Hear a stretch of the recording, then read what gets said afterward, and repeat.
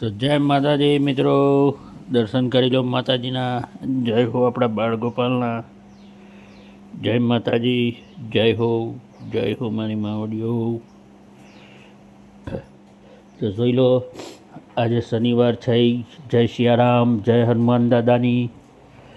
તો જોઈ લો, સરસ મજાના ભીંડા સમારી રહ્યા છે તમારા રેખાબેન. તો હાય રેખાજી.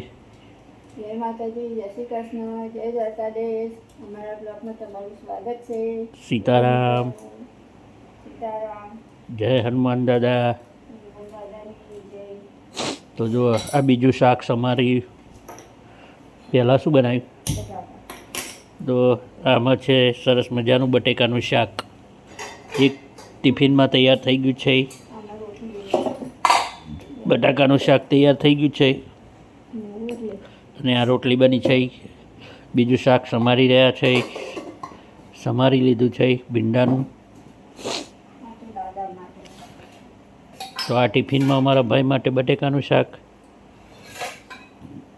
અને આ છે અમારા પપ્પા માટે ભીંડાનું શાક. મારા પ્રતિજ્ઞા તો આજે જમવાનું નથી, આજે શનિવાર છે. તો જો ભાઈ માટે બટાકાનું શાક બની ગયું, દાદા માટે ભીંડાનું શાક બની રહ્યું છે.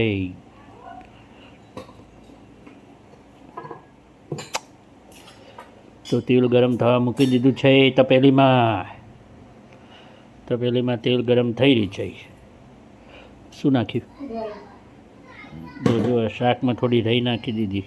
શાકમાં ક્યાં વઘાર માટે વઘાર માટે તેલમાં રહી નાખી દીધી. જીરું, અજમો,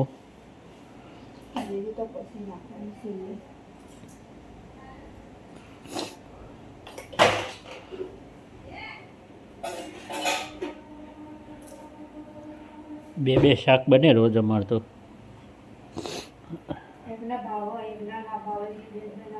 હા, ભીંડા ખાવા, એકના બટાકા ખાવા, ઓડું જોઈએ, એક રસાવાળું જોઈએ, એટલે બે બનાવે.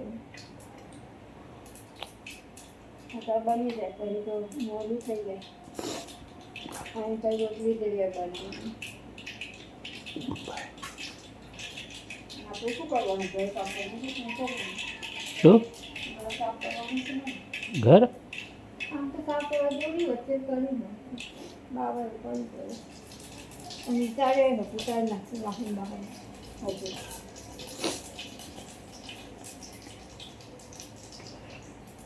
કરી રાખવાનું ઘર સાફ સફાઈ.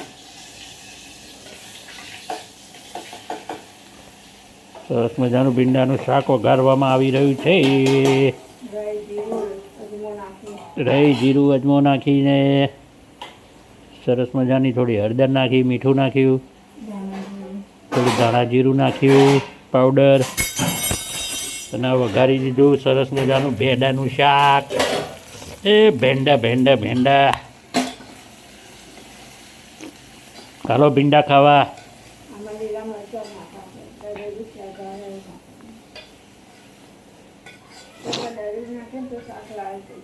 તો દરેલું મરચું નહીં નાખતા અમે ભીંડામાં. તમે ભીંડામાં લીલું મરચું, ધાણા જીરું, અજમો, મીઠું, હળદર નાખીને સરસ મજાનું તમારા રેખાબેન થોડો ગરમ મસાલો નાખીને વઘારે છે ભીંડાનું શાક આ રીતના.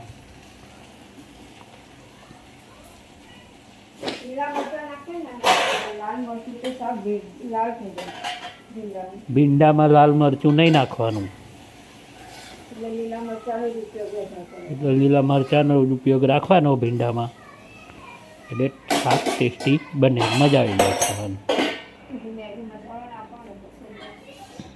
હજુ મીઠું મસાલો નાખવાનું છે થોડો, મેગી મસાલો. મેગી મસાલો નાખવાનો છે થોડો. અને હવે નાસ્તો તૈયાર થઈ રહ્યો છે. વઘારેલી ખીચડી એ દરરોજ નાસ્તામાં બની જ જાય.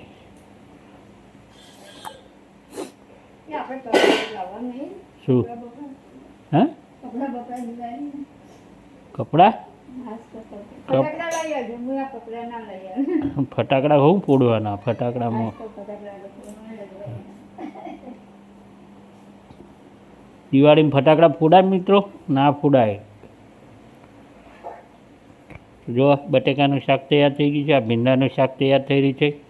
અને હવે આપણે તો જો કપડા તો ઓલરેડી બહુ જ બધા છે આપણી જોડે, અને અમને બહુ ખરીદે એટલે આપણે કપડા લેવાના નહીં થતા. આ જો ગરમ ગરમ ભીંડાનું શાક, બટેકાનું શાક, ભીંડા નથી, બટાકાનું રસાવાળું. ભીંડાનું ખાય છે બાજુમાં. અને બાજુમાં થાય છે ભીંડાનું શાક. રોટલી આપણે અડધી બનાવી છે, અડધી રાવા દીધી છે, બાકી બનાવવાની. રોટલી અડધી બનાવી છે, અડધી બાકી છે. પછી બનાવવાની મારે.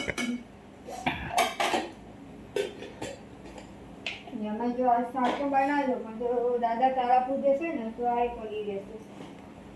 જવાનું તો કહેતા હતા આજે. આજે છે ને બળિયા દે બધું. કાલે ને છેલ્લો આજે બીજો આજે નવસંધી હવાનું. આજે પાઠ ને એવું નહીં. આજે અમારા ગામડે તારાપુર બળિયાદેવ બાપાનો પ્રાણ પ્રતિષ્ઠા છે મૂર્તિની, તો નવચંડી હવનને છે. જોઈએ આમ તો 3 દિવસનો પ્રોગ્રામ છે. જોઈએ અમે કાલે જઈશું, વિચાર છે.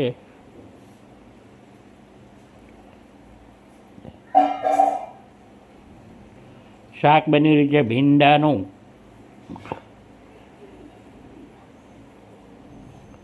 તો આપણે વ્લોગને વિરામ આપશું. આ જુઓ પાણીની બોટલો ભરી દીધી, ક્યારની ભરી દીધી હતી પાણીની બોટલો, તો પણ ફ્રીજમાં મૂકવાનો ટાઈમ નહોતો. હવે ફ્રીજમાં બોટલો મૂકી રહ્યા છે.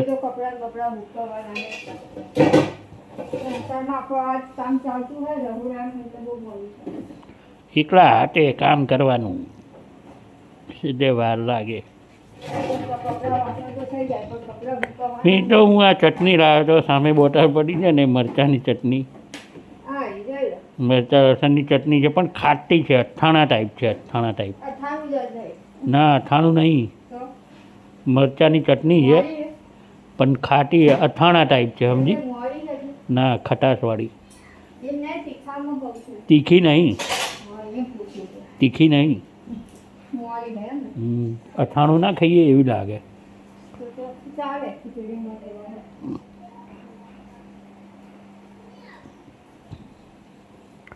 જય માતાજી, જય માતાજી. તો હાડો બાય બાય કહી દો હવે.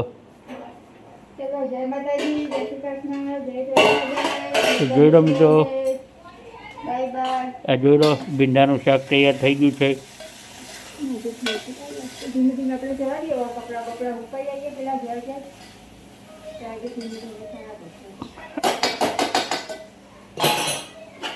તો થોડું વાર લાગશે ચડવામાં. તો બાય બાય, સીતારામ, જય દ્વારકાધીશ. અમારા વ્લોગને નિહાળજો, અમારો વ્લોગ નિહાળજો. તમારો સાથ સહકાર આપ્યો છે એવો આપતા રહેજો. Bye bye.